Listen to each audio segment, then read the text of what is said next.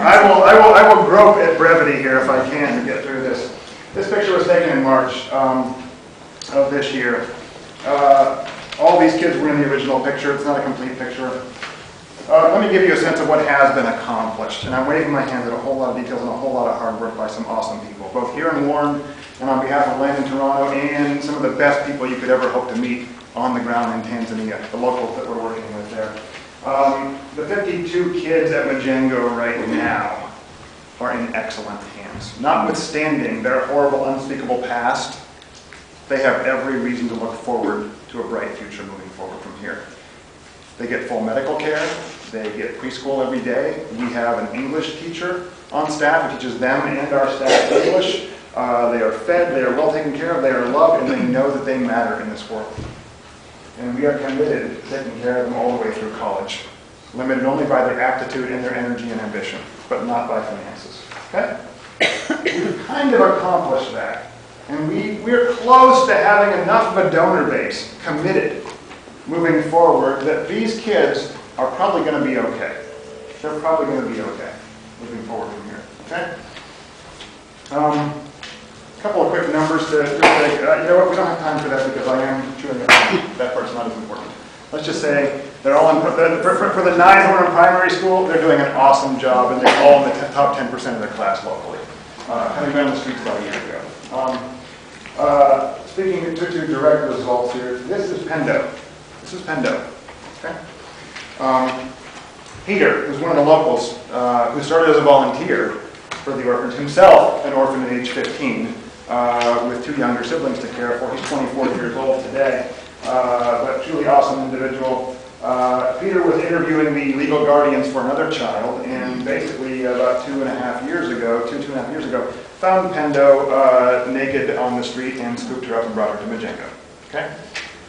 When he did this, let's see, when I first showed up on the scene there about 1.5 years ago, Pendo was 2 years old.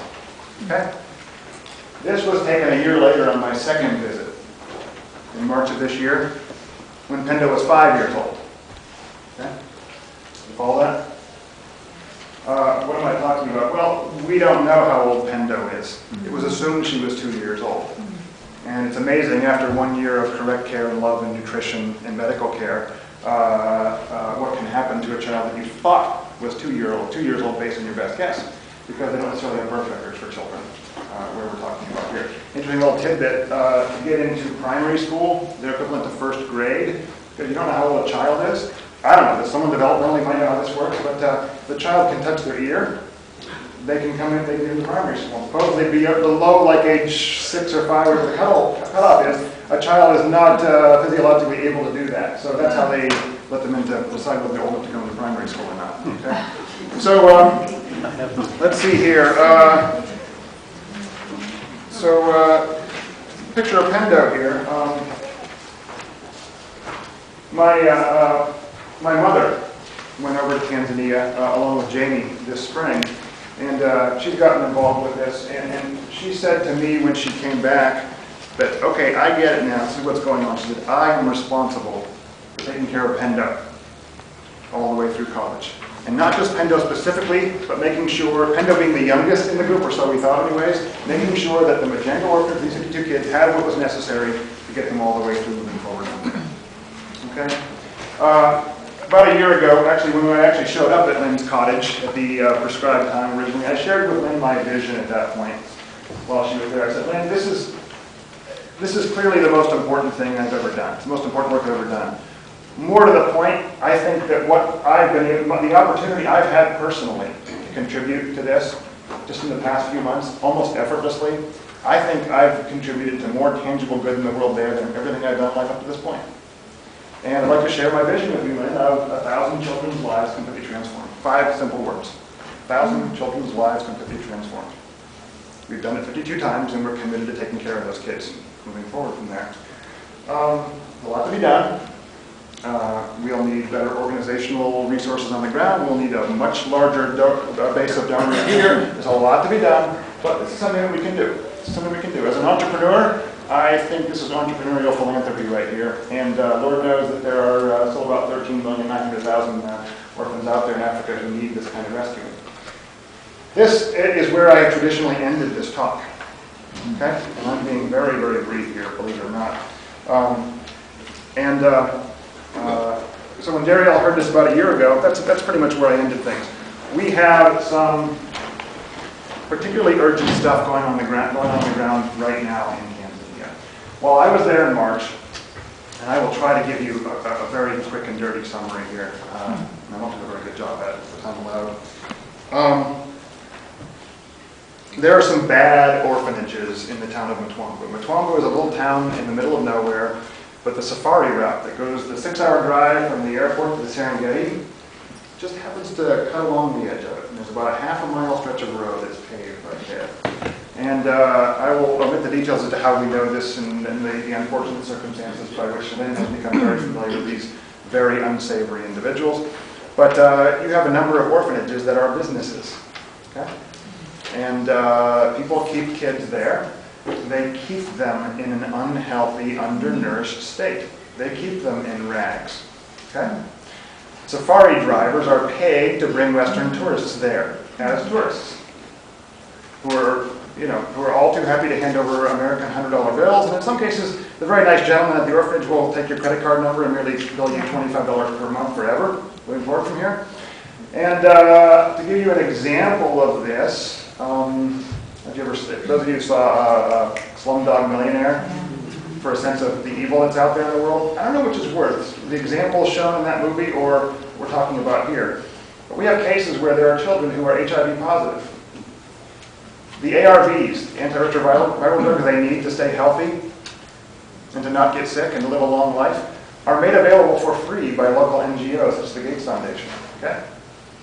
There are literally children in these orphanages in Mtwambu who have their ARVs withheld by the directors because sick children with open sores bring in a lot more money than the kinds of kids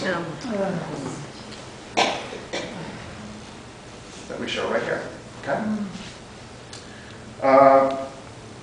The particularly unsavory individual who heads the worst two of these 5 has done us a good turn in a twisted way in the last couple of months, in that he is now on trial for sexually assaulting some of the children under his care.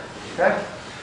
When we were there in March, I gave a spontaneous speech to the local government officials. And Jamie's tearing up right now, and as Lynn has said, that there was not a dry eye in the house when I did this. And I said, you want to really impress us, drive those people out of town, and we will take care of those kids. I don't know how, but you drive them out of town, and we will take care of them. Okay? This is the catalyst that we need, and this has all hit the fan in the last 5 weeks right now, which is why Lynn is not here today. She's over there trying to manage this. Okay? There are 55 children in these 5 facilities. As we speak, Lynn is there right now trying to work out the terms to have the government step in and shut them down. Lynn has had her life threatened by these individuals in the past. Okay? And she's there right now, marginally in harm's way to get this done. Okay? So we need the government to shut them down. And Lynn is saying, basically, we will live to our promise, we will take care of them moving forward from here. And that's where that stands right now. Okay? That is an unacceptable situation over there. It is intolerable. Okay? We refuse to tolerate it. This is not an abstract statistic. These are 55 actual living, breathing children in the hands of the most evil people you could imagine. Rarely in life are we given such a crisp and clear choice to get involved and make a massive difference. And rarely in life do we have a situation, I think, where the failure of good people to step forward and take responsibility can perpetuate so much evil in the world if we don't step forward. Because if we don't get them a soft landing space right now, these orphanages will be shut down. But we don't know where they go after that. There are not good options available. Okay? That's what we are desperately trying to do right now. And we need help, and we take responsibility. And Jamie and I and my mom and my dad and all the other volunteers locally are eagerly accepting that challenge. It is our responsibility, it is our problem. Okay? But I'm not ashamed to say it is getting bigger than us. Between here and 1,000 children, we're trying to get to 100 children right now with these next 55. The timing was not of our choosing. All right? But the timing is now whether we like it or not. If we step forward, we can create a secure, bright future for these 55 kids. And if we don't, then it will falter and they will go elsewhere, I know not where. Okay? We are urgent about this. We are well ahead of our financial donor base. We're putting the cart way ahead of the horse financially on this, but we don't have the choice to stop and slow down right now. So enough of us made eye contact, so to speak, in the last few weeks that, you know what, whatever happens, we'll get it out there, we'll pay what we have to out of our own pockets, we'll keep it going for some time, just like I did with Majengo about a year ago. And I said, you know, whatever else happens, Len, Kim and I, my wife Kim, we'll cover it for the first year, and we'll set up a foundation in Warren to get the nonprofit status taken, and hopefully we'll find a way to find other people who want to get involved and feel this is a privilege to backstop that, so then we can, you know, go back to a level that we can feel comfortable with. That's where we are again right now, and we desperately need help. So, you know, I'm here. I have a very practical goal in mind, and that is to get a few really good people involved that sort of want to make this a part of them and make themselves a part of it. And it's right in front of your face. And there's 101 people here today from what I understand. And there it is in the silver platter. And I'm sorry if I don't mean to sound sanctimonious or condescending.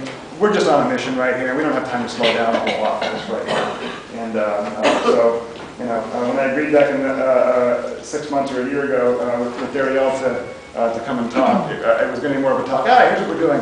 Geez, there's a tremendous amount of urgency to this, and I do appreciate giving the opportunity to stand up and speak with you all today, and for you all listening and indulging me up till now. And I would be thrilled to entertain any questions with any time that might remain. I'm not assuming there necessarily is any. 2 minutes. 2 minutes. Make it good. Whew. You have no idea how rich that was. Yes, ma'am. Have you spoken with your local Kiwanis Club and Kiwanis in Pennsylvania and Kiwanis International? Because Kiwanis clubs do a lot of work with, it's all young children. I have not directly. I know you're I gave a talk with the local Kiwanis group like 6 months ago on an unrelated matter, but I have not. This is our problem right now. It's the challenge we have is I've got a day job that keeps me really busy, and thank God for people like Jamie, and Jamie got caught up in this story, and man, I'm not entirely unlike what I'm begging some people here to get involved with, and about 6 months ago, she decided, you know what, she wants to make this a part of her, so Jamie is doing a lot of the heavy lifting in the background to go out and reach out to anyone and everyone at that level who might want to get involved. So we're not doing a good job. Would it be okay for me to pass this on to the district? We would Kiwanis? appreciate it very much. That's way more than okay. Yeah. What did I say here? It's kind of funny. When my response to Darielle's invite email back in November, thanks for the invite, blah, blah, blah. I generally decline all speaking requests, but Majengo is my soft spot, and frankly needs the exposure and the help, so I'll see you on October 13th. My sole condition is that I will not be shy about requesting donations from participants. I hope this is okay with you and your organization. You know, I could stand up here and pound my fist on the table about it. I'm not sure if that would make the case any more strongly, but at least I did that, you know, you didn't object, so I'm assuming it was okay there. You know, we need the help. We need a few people to step forward and say, you know what, like my friend Ian did a year ago when he got involved with this, where he said, okay, like, you know, these 10 kids right here, they're my problem forever. These 10, they're my problem forever. And now you and Lynn go out there and push and expand and get, but these 10 are taken care of, and I'll figure it out. That's what we need. Thank you so much, Matt. Thank you.